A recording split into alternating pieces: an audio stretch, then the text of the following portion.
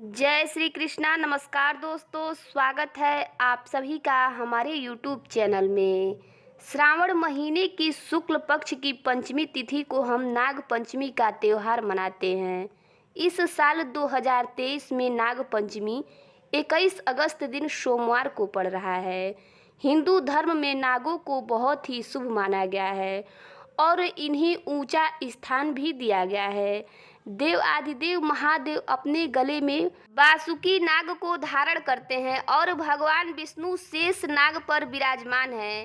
शेष नाग की सहायता से ही समुद्र मंथन सफल हो पाया था।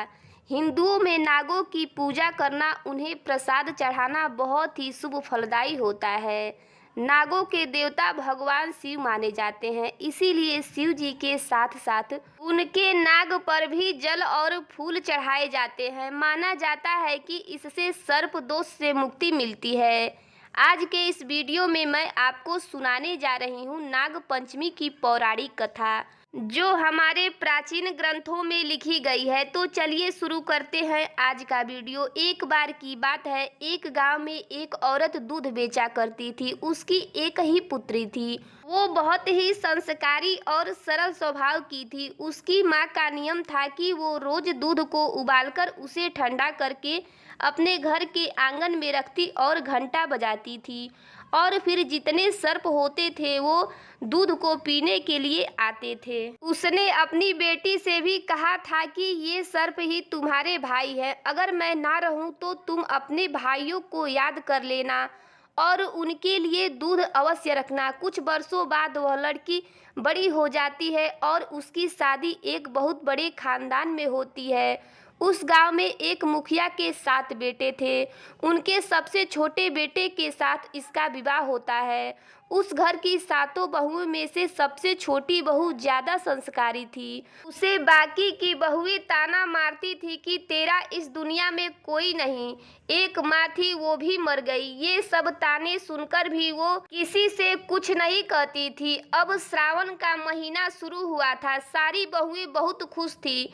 उनके भाई उन्हें लेने के लिए आने वाले थे और वे पूरा महीना अपने मायके में आराम से व्यतीत करने वाली थी।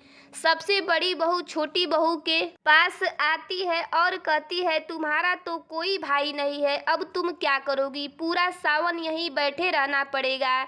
ये सुनकर छोटी बहू को बहुत दुख हुआ। वो बहुत रोती है और रोते रोते पेड़ के पास जाकर बैठ जाती है। तभी पेड़ से शेष नाग बाहर आते हैं और उसे याद कराते हैं कि तुम्हारी माँ मुझे दूध पिलाती थी और तुम मेरी बहन की तरह हो। तुम चिंता मत करो, तुम मेरे साथ नाग लोक चलो। एक बहन अपने भाई के घर आए, ये उसका अधिकार होता है।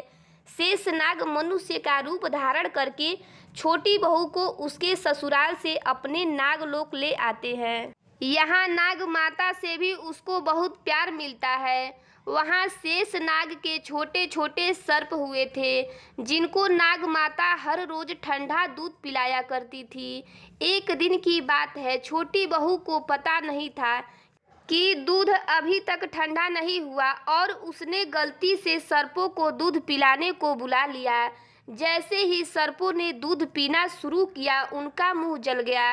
वे बहुत क्रोधित हो गए। वो छोटी बहू को डसना चाहते थे, पर नाग माता के समझाने पर उन्होंने छोटी बहू को छोड़ दिया और फिर शेष नाग अपनी बहन को ससुराल छोड़ आए, इस वादे के साथ कि अगले श्रावण को वो फिर आएंगे। इधर छोटे सर्प भी बड़े हो गए थे, पर वो छोटी बहू से बदला लेना चाहते थे। उन्होंने सोचा कि इस बार श्रावण में वे उनके घर जाएंगे और वही उसे डस लेंगे। श्रावण का महीना शुरू हो गया। छोटी बहू को पता था कि उनके भाई आने वाले हैं, इसीलिए उसने एक दिन पहले ही अपने भाइयों के लिए ठंडा दूध, मीठी रोटी, फल, दाल ये सब बना कर रख लिया था। उसने अपने भाइयों के स्वागत के लिए घर के बाहर सर्प रंगोली भी बनाई और जैसे ही उनके भाई आए, उन पर सुगंधित पुष्पों की वर्षा की, उन्हें कुमकुम का तिलक किया, फिर उन्हें ठंडा दूध, मीठी रोटी और फल खिलाए और अपनी गलती के लिए माफ़ी मांगी। उनके सर्प भाइयों को विश्वास हो गया कि उनका मुंह छोटी बहू से गलती से जल गया था। इसीलिए सबने खुश होकर छोटी बहू को एक बहुत ही सुंदर मोतियों का हार दिया और वचन भी दिया, जो भी हमें तुम्हारी तरह प्रेम से ठंडा दूध पिलाएगा हम उसे कभी क्षति नहीं पहुंचाएंगे और उसे सभी प्रकार के दोषों से मुक्त करेंगे। इसीलिए कहा जाता है कि नागपंचमी के दिन सर्पों को दूध पिलाने से घर में सुख समृद्धि आती है और व्यक्ति के सभी प्रकार के दोष नष्ट हो जाते हैं। तब से श्रावण माह की शुक्ल पक्ष की पंचमी तिथि को नाग पंचमी का त्योहार मनाया जाता है, जिसमें सारी महिलाएं नाग देवता को भाई मानकर उन्हें ठंडा दूध पिलाती हैं। ये कहानी आप सभी को कैसी लगी कमेंट करके जरूर बताइएगा। चैनल पर पहली बार आए हैं तो चैनल को सब्सक्राइब भी जरूर करिएगा।